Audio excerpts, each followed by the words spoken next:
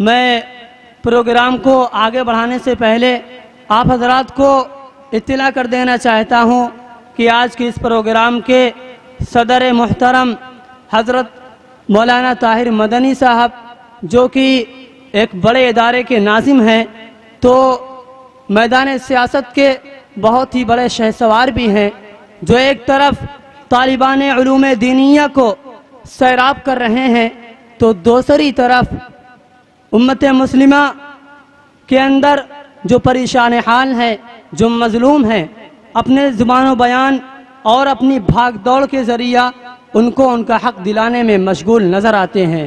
میں اپنے نہا خانہ قلب و جگر سے حضرت والا کا شکریہ ادا کرتا ہوں کہ حضرت نے اپنی مشغولیات کے باوجود ہماری آواز پر لبیک کہا اور ہمارے مابین حاضر ہوئے۔ قبل اس کے کہ حضرت والے کا قیمتی اور جامع بیان ہو، میں جناب حافظ وسیم احمد صاحب کو آواز دیتا ہوں کہ وہ آئیں اور حضرت کا ایک قیمتی تحفے کے ساتھ استقبال فرمائیں۔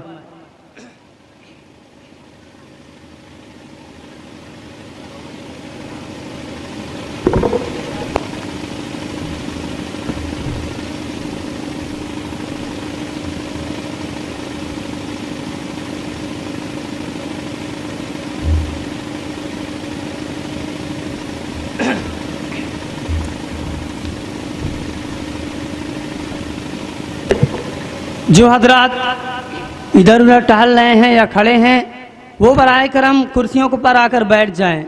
کرسیاں بالکل خالی پڑی ہیں، ایسا لگ رہا ہے کہ آج کے اس پروگرام میں کرسیاں بیان سننے آئی ہیں۔ اس لیے جو حضرات ادھر ادھر کھڑے ہیں میں ان سے مؤدبانہ درخواست کرتا ہوں کہ وہ کرسیوں کو بیان نہ سنائیں بلکہ کرسیوں پر بیٹھ کر خود بیان سنیں۔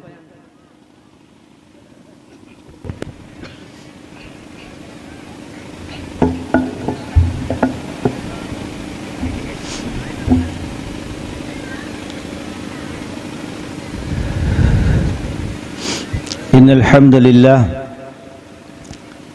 نحمده ونستعينه ونؤمن به ونتوكل عليه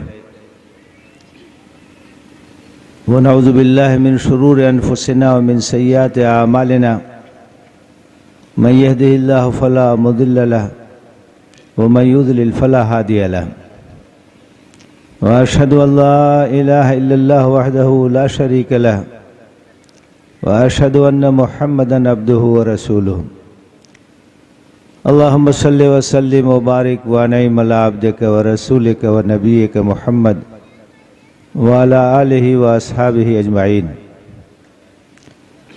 يا أيها الذين آمنوا اتقوا الله حق تقاته ولا تموتن إلا وأنتم مسلمون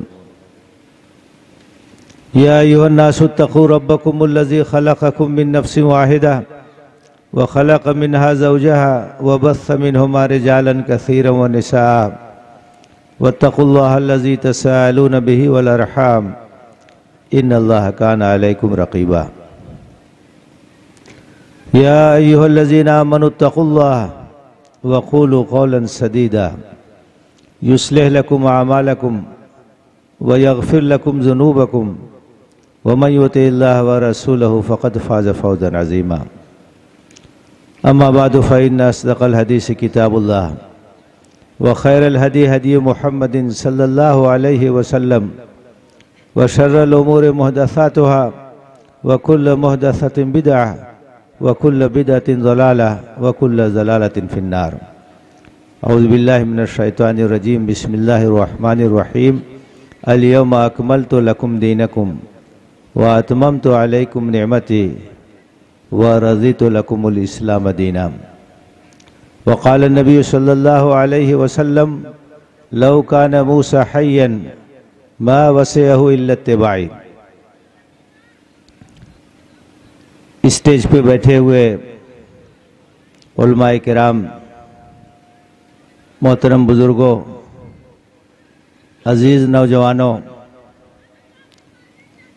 اور پیارے بچوں،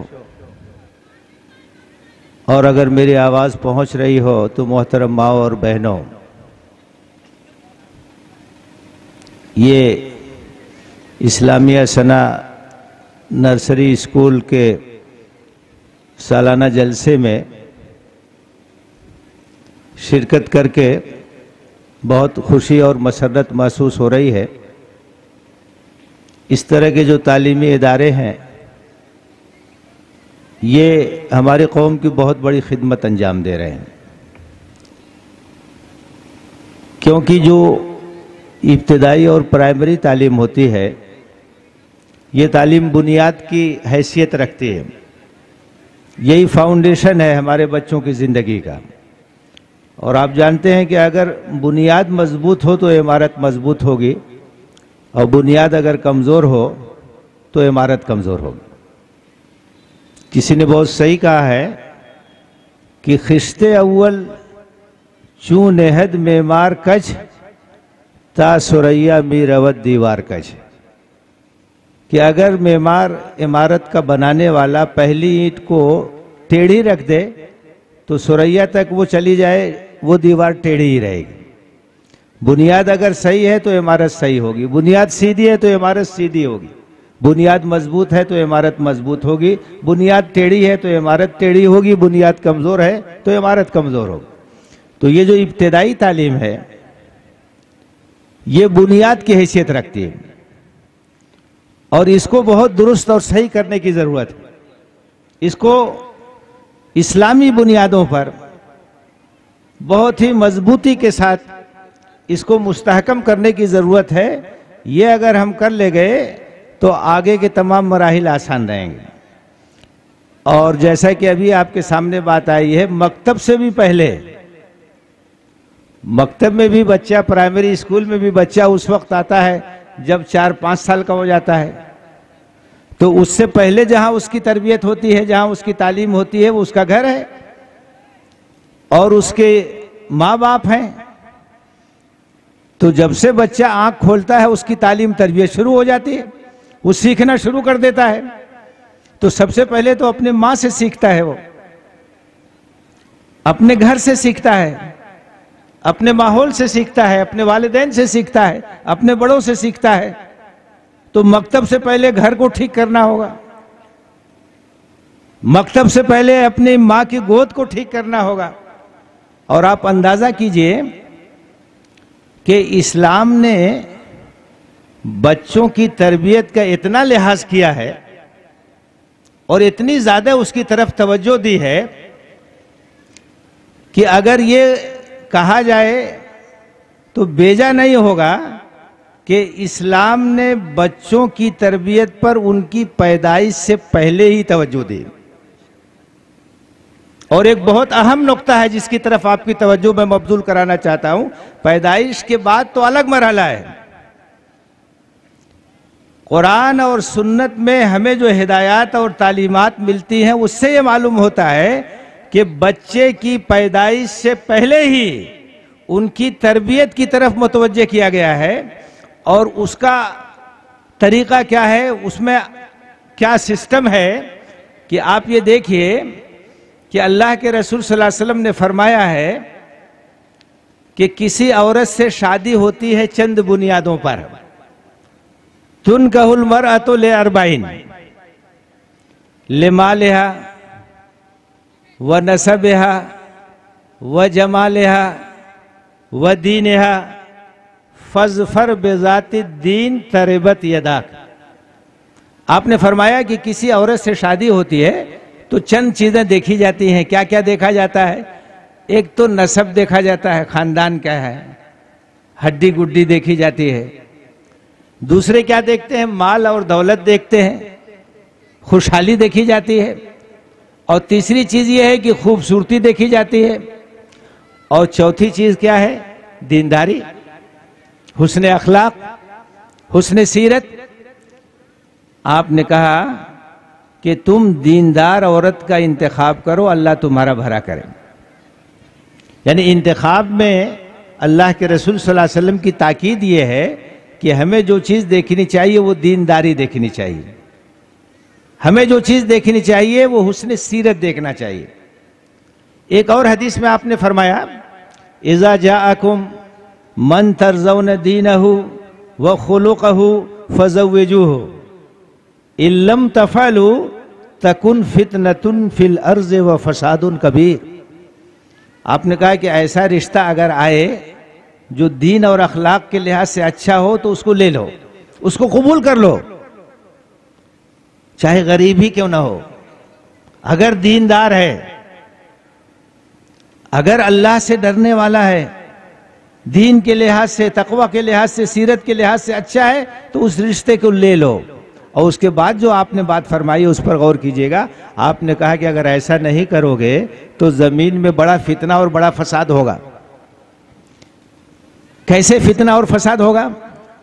यानी अगर समाज में दीनदारी को तरजीह नहीं दी जाएगी, माल और दौलत को आप तरजीह देंगे, तो मादा परस्ती का रुझान होगा। जब मादा परस्ती का रुझान होगा, दुनियादारी आएगी, तो दुनियादारी आएगी तो फितना और फसाद तो होगा, और क्या होगा।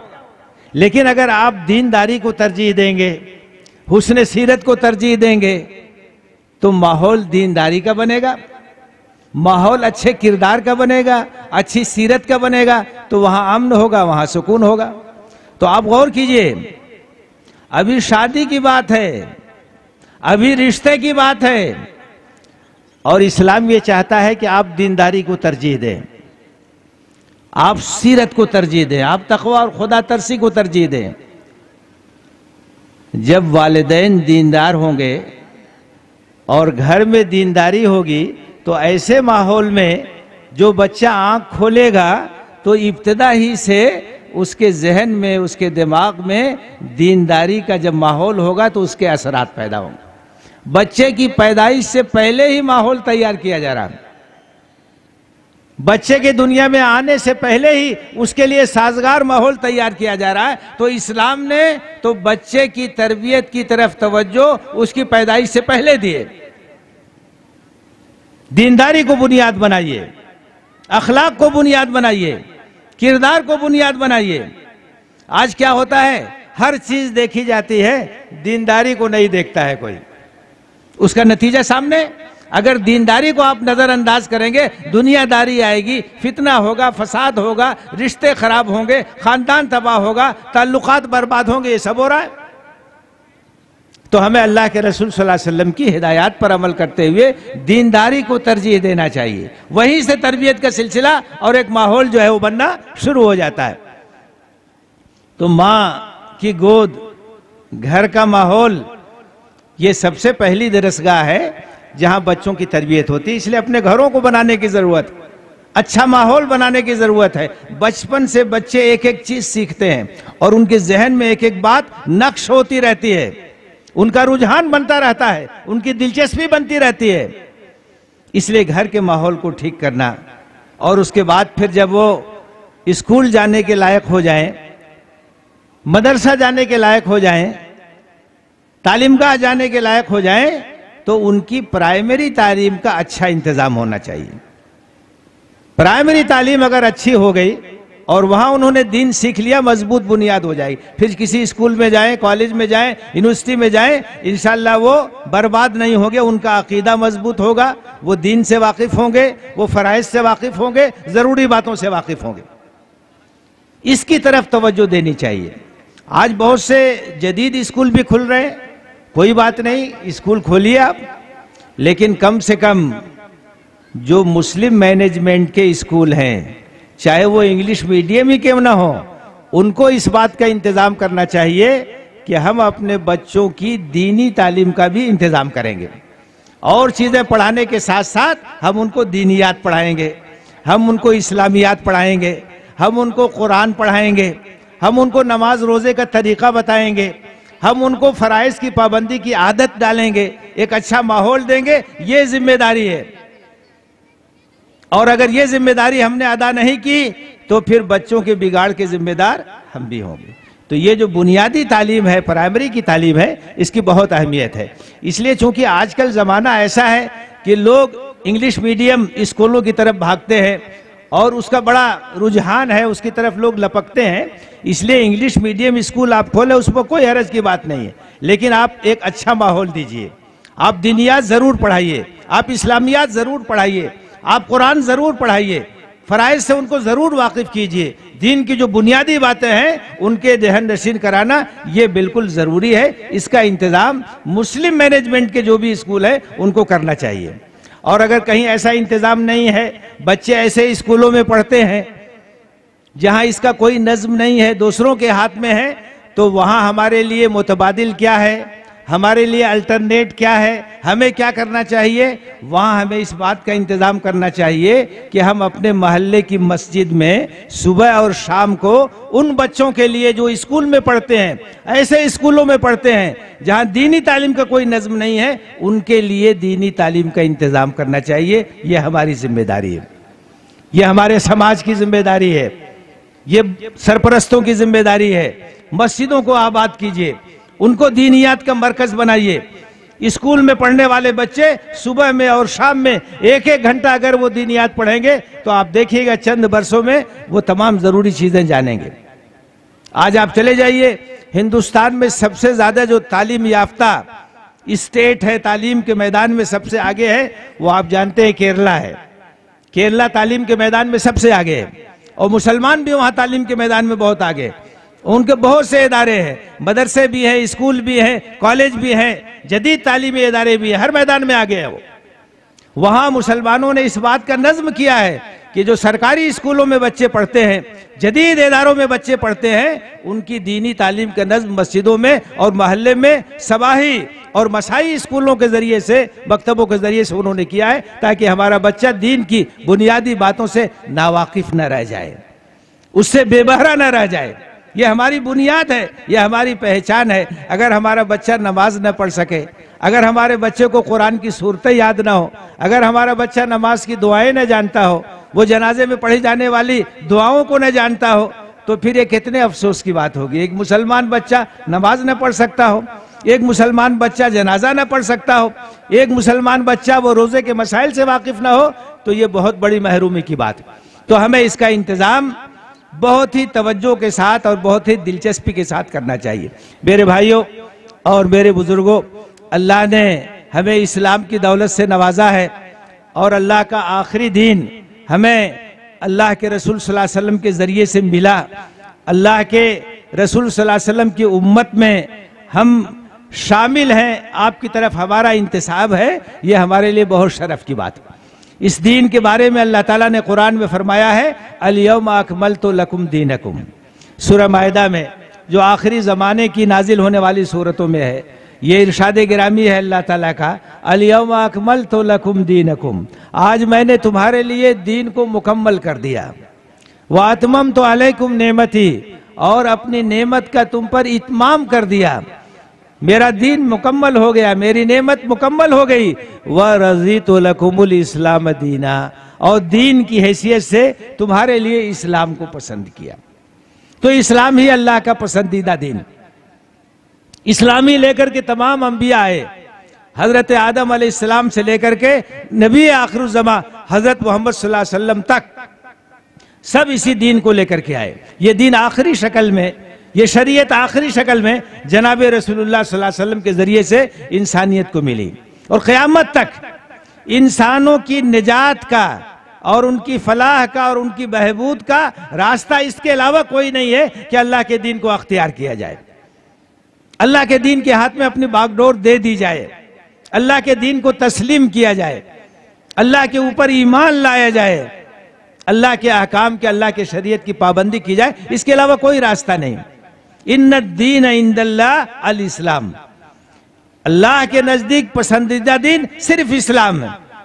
اور اللہ تعالیٰ نے فرمایا ہے وَمَن يَبْتَغِ غَيْرَ الْإِسْلَامِ دِينًا فَلَن يُقْبَلَ مِنْهُ وَهُوَ فِي الْآخِرَةِ مِنَ الْخَاسِرِينَ. اسلام کو چھوڑ کر کے دوسرا دین اگر کوئی اختیار کرے گا، اللہ اسے قبول نہیں کرے گا، اور آخرت میں وہ خسارے میں ہوگا اور نقصان میں ہوگا. تو پسندیدہ دین اللہ کا اسلام ہے. ہماری دنیا کی بھی کامیابی اسلام میں ہے، آخرت کی کامیابی بھی اسلام میں ہے. اور اس اسلام کو اختیار کرنا، اسے لوگوں تک پہنچانا، یہ ہماری اور آپ کی ذمہ داری ہے. یہ بات ہمیں اچھی طرح سے سمجھ لینی چاہیے کہ اللہ رب العالمین ہے، سارے جہان کا پروردگار ہے، تمام انسانوں کو کھلاتا ہے، پلاتا ہے، اور وہی سب کا پالن ہار ہے. وہ رب العالمین ہے، اور اس نے جو دین نازل کیا ہے وہ دین بھی سب کے لیے، وہ دین سب کے لیے رحمت ہے۔ اس نے جو رسول بھیجا ہے وہ رحمت للعالمین بن کر کے آئے، اس نے جو کتاب بھیجی ہے وہ ہدی للناس بن کر کے آئی۔ یہ ہوا جیسے سب کے لیے ہے، یہ روشنی جیسے سب کے لیے ہے، اسی طرح سے اللہ کا دین سب کے لیے، اللہ کی کتاب سب کے لیے ہے، اللہ کے رسول سب کے لیے ہے، اور تمام لوگوں تک اس کو پہنچانا یہ ہماری اور آپ کی ذمہ داری ہے۔ اس لیے ہمارے لیے یہ بہت ضروری ہے کہ ہم یہ سمجھیں کہ ایک مسلمان کی حیثیت سے ہماری ذمہ داریاں کیا کیا ہیں، ایک مسلمان کی حیثیت سے ہمارے فرائض کیا کیا ہے، جن کو ادا کیے بغیر ہم اللہ کو خوش نہیں کر سکتے ہیں اور اللہ کی رضا حاصل نہیں کر سکتے ہیں۔ ہماری ذمہ داریاں، ہمارے فرائض ایک مسلمان کی حیثیت سے اس دین کے تعلق سے کیا کیا ہے، اسے جاننا بہت ضروری ہے۔ سب سے پہلی جو ہماری ذمہ داری ہے اور سب سے پہلا جو فریضہ ہمارے اوپر عائد ہوتا ہے وہ یہ ہے کہ ہم خود اپنی اصلاح کریں، اللہ کے دین کو سیکھیں، اللہ کی کتاب کو پڑھیں، اللہ کی کتاب کو سمجھنے کی کوشش کریں، قرآن مجید کا ترجمہ پڑھیں، قرآن مجید کی تفسیر پڑھیں، اللہ کے رسول صلی اللہ علیہ وسلم کی احادیث پڑھیں، سیرت طیبہ پڑھیں، آپ کی حیات مبارکہ کو پڑھیں۔ آپ ہمارے لیے اسوہ ہے، آپ ہمارے لیے نمونہ ہیں۔ لَقَدْ كَانَ لَكُمْ فِي رَسُولِ اللَّهِ أُسْوَةٌ حَسَنَةٌ، اللہ کے رسول کی زندگی میں تمہارے لیے بہترین نمونہ ہے۔ اس اسوہ حسنہ کو پڑھنا، اس حیات طیبہ کو پڑھنا، اس سیرت کو پڑھنا اور اس سے روشنی حاصل کرنا، یہ ہمارے لیے ضروری ہے۔ تو قرآن کو پڑھنا، اللہ کے رسول کی سیرت کو پڑھنا، دین کے بارے میں جانکاری حاصل کرنا، اپنی اصلاح کرنا، فرائض کی پابندی کرنا، گناہوں سے اپنے آپ کو بچانا، اللہ سے اپنے تعلق کو مضبوط کرنا، یہ ہر شخص کی ذمہ داری ہے۔ یہ پہلی ہماری ذمہ داری ہے، ہم اپنی اصلاح کریں۔ صرف لا الہ الا اللہ کہہ دینے سے کام نہیں چلے گا، اس کے تقاضوں کو پورا کرنا ہوگا۔ جب ہم نے کہہ دیا کہ اللہ ہمارا رب ہے تو اللہ سے ہمارا تعلق مضبوط ہونا چاہیے۔ جب ہم نے کہہ دیا کہ اللہ کے رسول ہمارے آئیڈیل ہے، ہمارے نمونہ ہے، ہمارے نبی ہے، تو آپ کی زندگی سے ہمیں سبق حاصل کرنا چاہیے، آپ کے اسوہ حسنہ کو ہمیں اختیار کرنا چاہیے، آپ کے اخلاق کریمہ کو ہمیں اپنے سامنے رکھنا چاہیے، آپ کی سیرت طیبہ سے ہمیں روشنی حاصل کرنی چاہیے۔ تو دین کو سمجھنا، دین کے مطابق اپنے آپ کو ڈھالنا، اپنی اصلاح کرنا، اللہ سے اپنے تعلق کو مضبوط کرنا، آخرت کی فکر کرنا، یہ پہلی ذمہ داری ہے جو ہر مسلمان کی ہے، چاہے مرد ہو، چاہے عورت ہو، چاہے بوڑھا ہو، چاہے جوان ہو، سب کی ذمہ داری ہے کہ آپ اپنی اصلاح کیجئے۔ آپ اکیلے جائیں گے قبر میں، آپ کے ساتھ آپ کا عمل جائے گا، کوئی چیز جانے والی نہیں ہے، آپ کے ساتھ کوئی چیز نہیں جائے گی، لوگ کندھے پہ اٹھا کے لے جائیں گے اور قبر میں دفنا کے چلے آئیں گے، آپ ہوں گے اور آپ کا عمل ہوگا، کوئی چیز ساتھ نہیں ہوگی۔ وہ قبر، وہ آپ کے لیے کشادہ بھی ہو سکتی ہے، وہ قبر آپ کے لیے تنگ بھی ہو سکتی ہے، وہ قبر آپ کے لیے جنت کی کیاری بھی ہو سکتی ہے اور آپ کے لیے جہنم کی کھائی بھی ہو سکتی ہے، وہ قبر آپ کے لیے روشن بھی ہو سکتی ہے، وہ قبر آپ کے لیے تاریک بھی ہو سکتی ہے۔ حضرت عثمان بن عفان رضی اللہ تعالیٰ عنہ جب کسی قبر کے پاس سے گزرتے تھے، زار و قطار روتے تھے، بہت روتے تھے۔ لوگوں نے پوچھا کیا بات ہے کہ آپ کا گزر کسی قبر کے پاس سے ہوتا ہے تو آپ بہت روتے ہیں؟ تو انہوں نے کہا کہ میں نے اللہ کے رسول صلی اللہ علیہ وسلم کو یہ فرماتے ہوئے سنا ہے کہ آخرت کے مرحلوں میں پہلا مرحلہ یہی قبر ہے، جو یہاں کامیاب ہو جائے گا وہ آگے بھی کامیاب ہوگا، جو یہاں ناکام ہوگا وہ آگے بھی ناکام ہوگا۔ کیا چیز جانے والی، سوچئے۔ وَأَن لَيْسَ لِلْإِنسَانِ إِلَّا مَا سَعَىٰ، انسان کو کیا ملنے والا ہے جو اس نے کوشش کی۔ یا ایھا الذین آمنوا اتقوا اللہ وَلْتَنظُرْ نَفْسٌ مَا قَدَّمَتْ لِغَدٍ، اے لوگو اللہ سے ڈرتے رہو، ہر آدمی دیکھے کہ کل کے لیے اس نے کیا آگے بڑھایا ہے، جو دن آنے والا ہے اس کے لیے اس نے کیا تیاری کی ہے۔ اپنی اصلاح کی فکر کیجئے، اپنی عاقبت کو سنوارنے کی فکر کیجئے، اللہ کے سامنے جواب دہی کا احساس کیجئے۔ وَأَمَّا مَنْ خَافَ مَقَامَ رَبِّهِ وَنَهَى النَّفْسَ عَنِ الْهَوَىٰ فَإِنَّ الْجَنَّةَ هِيَ الْمَأْوَىٰ، جو دنیا میں اس احساس کے ساتھ جیے کہ اللہ کے سامنے پیشی ہوگی اور اپنی زندگی کا حساب کتاب دینا ہوگا اور اپنی خواہشات پر قابو رکھے، اس کا مقام جنت ہے، اس کے لیے جنت ہے، اللہ کی رضا ہے، اس کے لیے کامیابی ہے، اس کے لیے کامرانی۔ اپنی اصلاح یہ ہماری پہلی ذمہ داری ہے۔ اور ہماری دوسری ذمہ داری کیا ہے؟ اپنے گھر والوں کی اصلاح، اپنے اہل خانہ کی اصلاح، اپنے بال بچوں کی اصلاح، اپنے بیوی کی اصلاح، اپنے خاندان کے لوگوں کو دیندار بنانے کی کوشش۔ اللہ تعالیٰ نے فرمایا ہے یا ایھا الذین آمنوا قوا انفسکم واہلیکم نارا، اے لوگو جو ایمان لائے ہو، اپنے آپ کو اور اپنے بال بچوں کو اس آگ سے بچانے کی کوشش کرو جس کا ایندھن انسان اور پتھر ہوں گے۔ وقودھا الناس والحجارہ، جہنم سے بچانے کی فکر کرو جس کا ایندھن انسان اور پتھر ہوں گے۔ علیہا ملائکۃ غلاظ شداد لا یعصون اللہ ما امرہم ویفعلون ما یؤمرون، اس جہنم پر ایسے فرشتے مامور ہوں گے جو بہت سخت گیر ہوں گے، اللہ کی نافرمانی نہیں کریں گے، جو حکم ہوگا وہ بجا لائیں گے۔ بچوں سے محبت ہے، فطری بات ہے، بچوں کا مستقبل بنانے چاہتے ہیں، اچھی بات ہے، لیکن بچوں کا مستقبل کیا ہے؟ بچوں کا مستقبل یہ ہے کہ آخرت میں جہنم سے بچ جائے اور جنت میں داخل ہو جائے، اللہ کی رضا پا جائے، اللہ کے غضب سے بچ جائے۔ یہ مستقبل ہے، یہ فیوچر ہے۔ یہ دنیا تو ختم ہو جائے گی، یہاں کی زندگی عارضی ہے، یہاں کی دولت عارضی ہے، یہاں کی شہرت عارضی ہے، یہ سب کچھ ختم ہونے والا ہے۔ ما عندکم ینفد وما عند اللہ باق، جو کچھ تمہارے پاس ہے سب ختم ہونے والا ہے، جو اللہ کے پاس ہے وہ باقی رہنے والا ہے۔ وہاں جو کامیاب ہوگا، وہاں جو جنت میں جائے گا، اس کا مستقبل روشن ہے۔ کل نفس ذائقۃ الموت، تم میں سے ہر شخص کو موت کا مزہ چکھنا ہے۔ کوئی موت سے بچ سکتا ہے؟ ہر مرض کا علاج ہے لیکن موت کا کوئی علاج نہیں ہے۔ کل نفس ذائقۃ الموت، ہر شخص کو موت کا مزہ چکھنا ہے۔ وَإِنَّمَا تُوَفَّوْنَ أُجُورَكُمْ يَوْمَ الْقِيَامَةِ، اور قیامت کے دن تمہارے اعمال کا پورا بدلہ دیا جائے گا۔ فَمَنْ زُحْزِحَ عَنِ النَّارِ وَأُدْخِلَ الْجَنَّةَ فَقَدْ فَازَ، تو وہاں جو جہنم سے بچا لیا جائے گا اور جنت میں داخل کر دیا جائے گا وہی کامیاب ہے۔ وَمَا حَيَاةُ الدُّنْيَا إِلَّا مَتَاعُ الْغُرُورِ، دنیا کی زندگی تو ایک دھوکے کی ٹٹی ہے۔ تو اصل کامیابی تو وہی ہے۔ اپنے بچے سے ہمدردی ہے، اس کو جنت میں لے جانے کی کوشش کیجئے۔ اپنے بچے کا مستقبل بنانا ہے، اس کو جہنم سے بچانے کی کوشش کیجئے، اس کے دل میں ایمان راسخ کیجئے، اللہ کی محبت پیدا کیجئے، رسول کی محبت پیدا کیجئے، آخرت کی فکر پیدا کیجئے، اس کے اخلاق کو سنواریے، اس کو نماز کا پابند بنائیے، قرآن کی تلاوت کا پابند بنائیے، اس کے دل میں اسلام کی عظمت اور دین کی عظمت پیدا کیجئے۔ یہ بچے سے محبت کا تقاضا ہے، یہ بچے سے ہمدردی کا تقاضا ہے، یہ اصل مستقبل ہے بچے کا جس کو بچانا ہے۔ تو ہماری دوسری کوشش اور ہماری دوسری ذمہ داری یہ ہے کہ ہم اپنے گھر والوں کی اصلاح کریں۔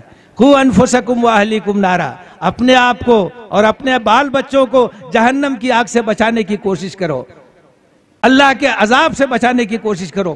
گھر کے ماحول کو اچھا بنائیے، دیندار بنائیے، وہاں اللہ اور اللہ کے رسول کا ذکر ہو، وہاں نماز کی پابندی ہو، وہاں قرآن کی تلاوت ہو۔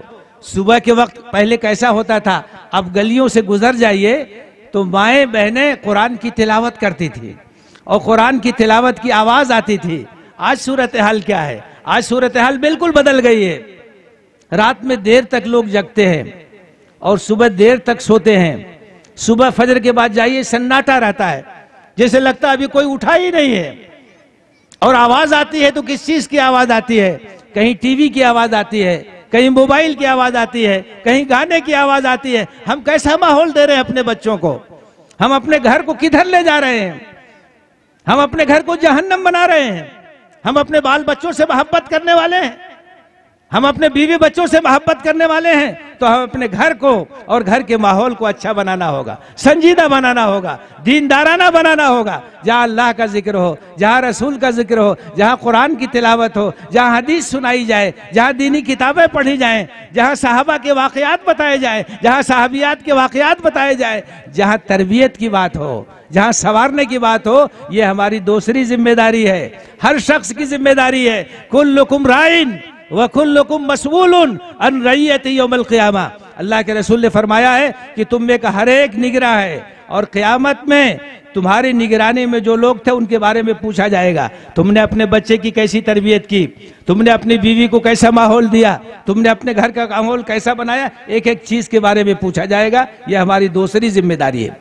اور ہماری تیسری ذمہ داری یہ ہے کہ جس سماج میں ہم رہتے ہیں، ہماری جو سوسائٹی ہے، ہمارا جو معاشرہ ہے، ہم اس کو درست کرنے کی کوشش کریں، ہم اپنے معاشرے کی اصلاح کی کوشش کریں، اپنے معاشرے کو، مسلم معاشرے کو اسلامی تعلیمات کا نمونہ بنانے کی کوشش کریں۔ اسی معاشرے میں ہم بھی رہتے ہیں، ہمارے بچے بھی رہتے ہیں۔ اگر معاشرہ اچھا ہوگا ہمارے بچے بھی اچھے ہوں گے، معاشرہ خراب ہوگا تو اس کے برے اثرات سے ہمارے بچے بچ نہیں سکتے۔ اللہ کے رسول صلی اللہ علیہ وسلم نے بہت ہی پیاری اور مؤثر مثال دی۔ آپ نے کہا کہ اس سماج کی مثال جس میں ہم لوگ رہتے ہیں، جہاں کچھ لوگ برائی کرتے ہیں، غلط کام کرتے ہیں، اس کی مثال ایسے ہی ہے کہ جیسے کچھ لوگ سمندر میں سفر کر رہے ہوں اور پانی کے جہاز پر سوار ہوں۔ پانی کا جہاز کئی منزلہ ہے، کچھ لوگ نیچے کی منزل میں ہیں، کچھ لوگ اوپر کی منزل میں ہیں۔ تو نیچے والوں کو ضرورت ہوتی ہے پانی کی، اوپر جاتے ہیں، وہ اوپر والوں کو تکلیف ہوتی ہے، ان کی پیشانی پہ بل آتا ہے۔ تو نیچے والوں نے سوچا کہ چلو ایسا کرتے ہیں کہ بار بار اوپر جانے کی کیا ضرورت ہے، جہاز میں نیچے ہی سوراخ کر لیتے ہیں اور یہیں سے پانی لے لیں گے۔ اور وہ کلہاڑی لے کر کے جہاز کے نیچے سوراخ کرنے لگے۔ آپ نے کہا کہ اگر اوپر والے آ کر کے ان کو روک لیں گے تو اس کا نتیجہ یہ ہوگا کہ جہاز میں سوراخ نہیں ہوگا، اور جہاز میں سوراخ نہیں ہوگا تو جہاز بچ جائے گا، جہاز بچ جائے گا تو نیچے والے بھی بچ جائیں گے اور اوپر والے بھی بچ جائیں گے۔ لیکن اگر ان کو نہیں روکا جائے گا اور وہ جہاز میں سوراخ کریں گے تو جہاز میں پانی آئے گا، جہاز میں پانی آئے گا تو جہاز ڈوب جائے گا، جہاز ڈوبے گا تو نیچے والے بھی ڈوبیں گے اور اوپر والے بھی ڈوبیں گے۔ بالکل ہم سب لوگ ایک جہاز کے سوار ہیں۔ یہ سماج ایک جہاز ہے، اور یہ سماج اگر صحیح سالم رہا، کنارے تک پہنچا، ہم سب لوگ پہنچ جائیں گے، اور یہ اگر ڈوب گیا ہم سب لوگ ڈوب جائیں گے۔ ہوتا کیا ہے، برائی جب کوئی آتی ہے سماج میں تو شروع میں ایک محدود پیمانے پر ہوتی ہے۔ اگر سنجیدہ لوگ آگے بڑھ کر کے اسے روک دیں ختم ہو جائے گی، لیکن اگر نہیں روکیں گے تو وہ پیمانہ، وہ محدود پیمانہ بڑھتا جائے گا اور دھیرے دھیرے پورے سماج کو اپنی چپیٹ میں لے لے گا، کوئی بچ نہیں پائے گا۔ اس لیے سماج اگر نیکی کی طرف جاتا ہے تو اس میں ہمارا فائدہ ہے، اور سماج اگر برائی کی طرف جاتا ہے اس میں ہمارا نقصان ہے۔ سماج کی فکر کیجئے، معاشرے کی فکر کیجئے، اس کی اصلاح کی کوشش کیجئے۔ اسی لیے اللہ کے رسول نے فرمایا ہے، من را منکم منکرن فلیغیرہ بیدہ فإن لم یستطع فبلسانہ فإن لم یستطع فبقلبہ وذلک اضعف الایمان۔ آپ نے کہا کہ اگر تم کوئی برائی دیکھو طاقت سے روک دو، طاقت سے اس کو ختم کرو، روک دو۔ اور اگر کوئی طاقت کا استعمال نہ کر سکتا ہو تو اپنی زبان کا استعمال کرے، اس کے خلاف آواز اٹھائے۔ اور اگر کسی وجہ سے زبان کا استعمال بھی نہ کر سکتا ہو تو دل میں تو تکلیف ہونی چاہیے، دل میں تو کڑھن ہونی چاہیے، دل میں تو یہ احساس ہونا چاہیے کہ کل میرے اندر طاقت ہوگی تو میں اپنی زبان کا استعمال کروں گا، میرے اندر طاقت ہوگی میں اپنے ہاتھ کا استعمال کروں گا اور اس برائی کو میں مٹانے کی کوشش کروں گا۔ وَذَلِكَ أَضْعَفُ الْإِيمَانِ، اور یہ ایمان کا آخری درجہ ہے۔ دل میں تو نفرت ہونی چاہیے، دل میں تو کڑھن ہونی چاہیے، دل میں تو تکلیف ہونی چاہیے۔ اگر برائیاں پھیل رہی ہیں، ہمارے دل میں کڑھن بھی نہیں ہوتی ہے تو اس کا مطلب یہ ہے کہ ایمان ختم ہو گیا۔ اضعف الایمان یہ ہے، ایمان کا سب سے کمزور درجہ یہ ہے کہ کم سے کم دل میں تو کڑھن اور تکلیف اور بے چینی ہونی چاہیے۔ اس لیے یہ ہماری تیسری ذمہ داری ہے کہ ہم اپنے سماج کو سدھارنے کی کوشش کریں، سماج کو بنانے کی کوشش کریں، سماج کو اسلامی تعلیمات کا نمونہ بنانے کی کوشش کریں۔ اور ہماری چوتھی ذمہ داری جس کے تذکرے پر میں اپنی بات کو ختم کروں گا وہ یہ ہے کہ ہمیں ساری انسانیت کی بھی اصلاح کی فکر کرنی چاہیے۔ ہمارے پاس ایک امانت ہے، ہمارے پاس اللہ کا پیغام ہے، ہمارے پاس اللہ کی کتاب ہے، ہمارے پاس اللہ کے رسول کا اسوہ ہے، ہم اللہ کی آخری کتاب کے امین ہیں، ہم اسلام کے علم بردار ہیں، ہم اسلام کے پاسبان ہیں۔ ہماری یہ ذمہ داری ہے کہ ساری دنیا تک اسلام کے پیغام کو پہنچائیں، ساری انسانیت کی فکر کی کوشش کریں۔ ساری مانوتا کو اللہ کے راستے کی طرف لانے کی جد و جہد کریں۔ کیوں؟ اس لیے کہ اسلام اللہ کا پسندیدہ دین ہے۔ کیوں؟ اس لیے کہ اسلام راہ نجات ہے۔ کیوں؟ اس لیے کہ اسلام میں انسانوں کے دنیاوی مسائل کا بھی حل ہے اور انسان کی آخرت کی کامیابی بھی اسلام میں ہے۔ اسلام سب کے لیے ہے، قرآن سب کے لیے ہے، اللہ کے رسول سب کے لیے ہے۔ لوگوں تک پہنچائیے، لوگوں تک بچائیے، ان کو بتائیے کہ جتنا میرا ادھیکار ہے اتنا تمہارا ادھیکار ہے، یہ تمہاری امانت ہے جو تمہاری سیوا میں پیش کر رہا ہوں۔ یہ اللہ کی کتاب ہے، یہ میری کوئی جاگیر نہیں ہے، یہ اللہ رب العالمین کی کتاب ہے، سب کے لیے ہدایت ہے، تم بھی اس سے فائدہ اٹھاؤ۔ اللہ کے رسول صرف میرے رسول نہیں ہیں، وہ صرف ہمارے نبی نہیں ہیں، سب کے نبی ہیں، وہ تو سب کی طرف رحمت بن کر کے آئے ہیں، تو ان کی جیونی سے تم بھی فائدہ اٹھاؤ، ان کے پیغام سے تم بھی فائدہ اٹھاؤ، ان کا میسج تمہارے لیے بھی ہے، ہمارے لیے بھی ہے۔ تو دعوت کا کام کرنا، تبلیغ کا کام کرنا، اسلام کی تعلیمات کو عام کرنے کی جدوجہد کرنا۔ آج بہت سے مسائل ہیں، ہمارے ملک میں بھی مسائل ہیں، بد امنی ہے، ظلم ہے، زیادتی ہے، ناانصافی ہے، انسانیت کرا رہی ہے، انسانی حقوق پامال ہو رہے ہیں، انصاف ناپید ہے۔ یہ صورتحال اس بات کا تقاضا کرتی ہے کہ ہم عدل قائم کرنے کے لیے، انصاف قائم کرنے کے لیے جدوجہد کریں، اس کے لیے کوشش کریں۔ اور عدل کیسے قائم ہوگا؟ اللہ کے دین سے قائم ہوگا۔ انصاف کیسے قائم ہوگا؟ اللہ کی کتاب سے قائم ہوگا، اللہ کی شریعت سے قائم ہوگا۔ قرآن مجید میں اللہ تعالیٰ نے فرمایا ہے لَقَدْ أَرْسَلْنَا رُسُلُنَا بِالْبَيِّنَاتِ، ہم نے اپنے رسولوں کو واضح نشانیوں کے ساتھ بھیجا، وَأَنزَلْنَا مَعَهُمُ الْكِتَابَ وَالْمِيزَانَ، اور ان کے ساتھ کتاب نازل کی، شریعت نازل کی، حق اور باطل کا پیمانہ نازل کیا، لِيَقُومَ النَّاسُ بِالْقِسْطِ، تاکہ معاشرے میں انصاف قائم ہو جائے، تاکہ سماج میں جسٹس قائم ہو جائے، تاکہ سماج کے اندر نیائے کی استھاپنا ہو جائے۔ یہ شریعت اسی لیے آئی ہے، رسول اسی لیے آئے ہیں، قرآن اسی لیے آیا ہے، آسمانی کتابیں اسی لیے آئی ہیں کہ دنیا میں اس کے ذریعے سے انصاف قائم ہوتا۔ ہماری یہ بھی ذمہ داری ہے، ہمارے اوپر یہ بھی فریضہ ہے کہ اللہ کے پیغام کو ہم عام کریں، اپنے کردار سے، اپنے کیریکٹر سے، اپنے گھر سے، اپنے سماج سے لوگوں تک اللہ کے پیغام کو عام کرنے کی کوشش کریں، اور لوگوں کو بتائیں کہ اگر انصاف چاہتے ہو، اگر امن چاہتے ہو تو اللہ کے دین کے آغوش رحمت میں آ جاؤ، رحمت للعالمین کی تعلیمات کو اختیار کر لو، حالات بدل جائیں گے۔ حضرت ابوبکر رضی اللہ تعالیٰ عنہ پہلے خلیفہ تھے، انہوں نے حضرت عمر رضی اللہ تعالیٰ عنہ کو قاضی بنایا، قاضی القضات بنایا۔ سمجھ لیجئے کہ چیف جسٹس جیسے آج ہوتے سپریم کورٹ کے، حضرت عمر کو قاضی بنایا گیا۔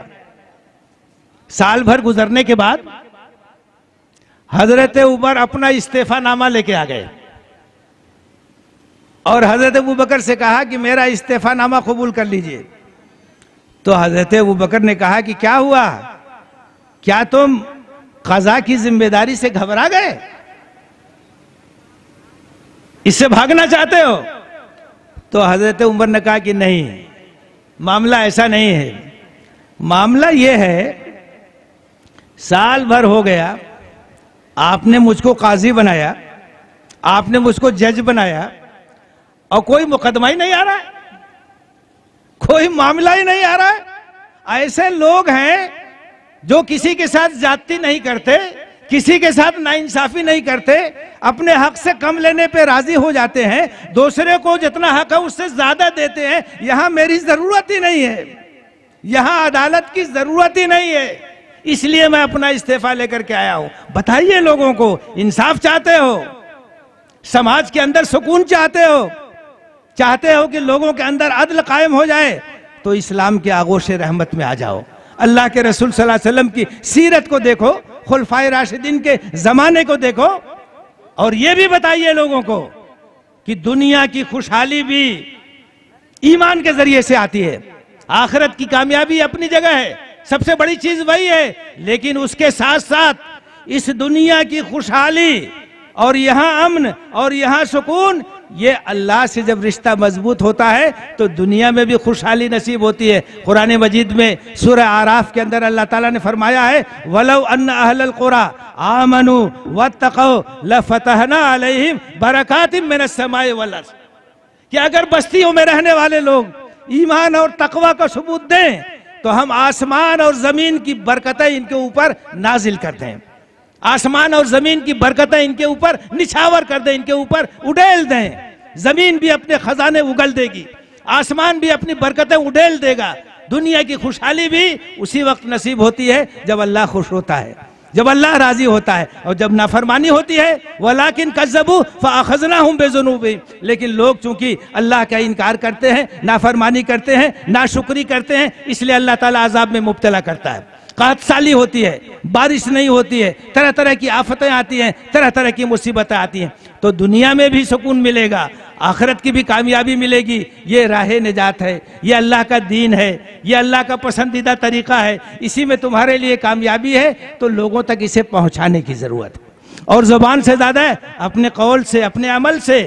آج ہماری شریعت کو نشانہ بنایا جا رہا ہے، آج شریعت کے تحفظ کا مسئلہ ہے۔ اگر ہم عمل کر کے دکھائیں اور اپنے آئلی قوانین پر عمل کریں اور اپنے خاندان کو، اپنے سماج کو اسلامی تعلیمات کا نمونہ بنائیں، تو ہمارا سماج تو خود دعوت کا ایک بہت بڑا ذریعہ بن جائے گا، لوگوں کے لیے کشش کا ذریعہ بن جائے گا کہ دیکھو کتنا سکون ہے مسلم معاشرے میں، مسلم خاندانوں میں۔ ایسے وقت میں جب خاندان تباہ ہو رہے ہیں، خاندانی نظام برباد ہو رہا ہے، جب بڑوں کا احترام نہیں ہو رہا ہے، ایسے وقت میں مسلم سماج کے اندر، مسلم خاندان کے اندر محبت ہے، بڑوں کا احترام ہے، ایک دوسرے کے حقوق کی ادائیگی ہے۔ یہ منظر جب لوگوں کے سامنے ہوگا تو یہ جلسوں پر بھی بھاری ہوگا، یہ تقریروں پر بھی بھاری ہوگا، یہ کتابوں پر بھی بھاری ہوگا، اس لیے کہ آدمی پر سب سے زیادہ جس چیز کا اثر ہوتا ہے وہ کردار کا اثر ہوتا ہے، وہ کیریکٹر کا اثر ہوتا ہے۔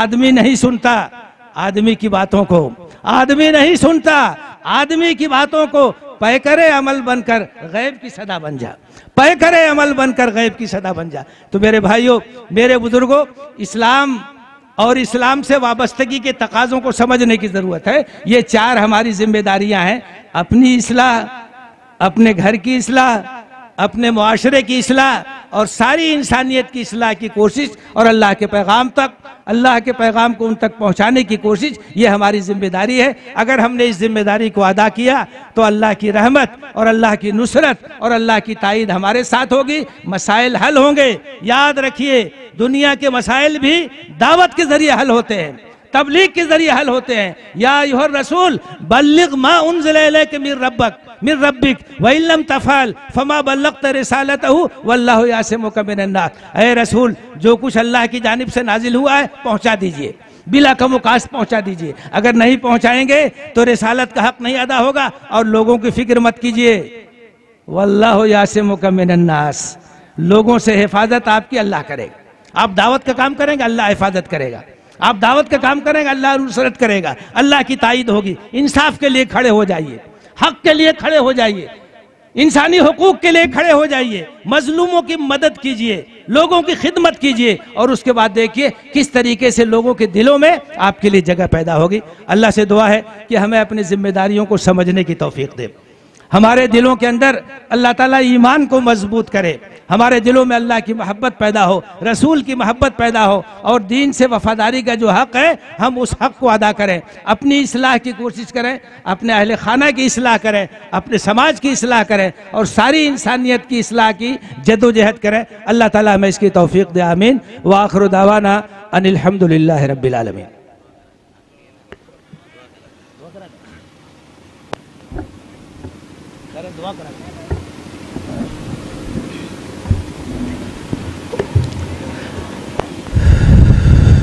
دعا کر لیں۔ اللہم صلی علی محمد وعلی آل محمد کما صلیت علی ابراہیم وعلی آل ابراہیم انک حمید مجید۔ اللہم بارک علی محمد وعلی آل محمد کما بارکت علی ابراہیم وعلی آل ابراہیم انک حمید مجید۔ ربنا ظلمنا انفسنا وإن لم تغفر لنا وترحمنا لنكونن من الخاسرين۔ ربنا آتنا في الدنيا حسنة وفي الآخرة حسنة وقنا عذاب النار۔ ربنا هب لنا من أزواجنا وذرياتنا قرة أعين واجعلنا للمتقين إماما۔ اللهم أعنا على ذكرك وشكرك وحسن عبادتك۔ اللهم ألف بين قلوبنا وأصلح ذات بيننا۔ اللهم إنك عفو كريم تحب العفو فاعف عنا۔ اللهم آتق رقابنا من النار اللهم آجرنا من النار وادخلنا الجنة مع الأبرار اللهم اغفر للمؤمنين والمؤمنات والمسلمين والمسلمات الأحياء منهم والأموات إنك سميع مجيب الدعوات۔ اے اللہ ہمارے دلوں میں اپنی محبت پیدا کر دے، اپنے رسول کی محبت پیدا کر دے، آخرت کی فکر پیدا کر دے۔ اے اللہ ہمیں ایمان کے تقاضوں کو پورا کرنے کی توفیق دے۔ اے اللہ ہمیں اپنی کتاب کو پڑھنے، سمجھنے اور اس پر عمل پیرا ہونے کی توفیق دے۔ اے اللہ ہمیں اسلام کے پیغام کو عام کرنے کی توفیق دے۔ اے اللہ ہمارے گناہوں کو بخش دے۔ اے اللہ ہماری لغزشوں سے درگزر فرما۔ اے اللہ ہمیں عذاب جہنم سے محفوظ رکھ۔ اے اللہ ہمیں اپنی ذمہ داریوں کو ادا کرنے کی توفیق دے۔ اے اللہ ہمارے لیے ہمیں ایک دوسرے سے محبت پیدا کرنے والا بنا دے۔ اے اللہ ہمارے دلوں میں الفت پیدا کر دے۔ اے اللہ ہمارے بھائی چارے کو مضبوط کر دے۔ اے اللہ ہماری دشمنیوں کو، عداوتوں کو، کدورتوں کو ختم کر دے۔ اے اللہ ہمارے دلوں کو ایک دوسرے کے لیے صاف کر دے۔ اے اللہ ہمیں ایک سیسا پلائی ہوئی دیوار بنا دے۔ اے اللہ ہماری زندگیاں اپنے دین کے لیے قبول فرما لے۔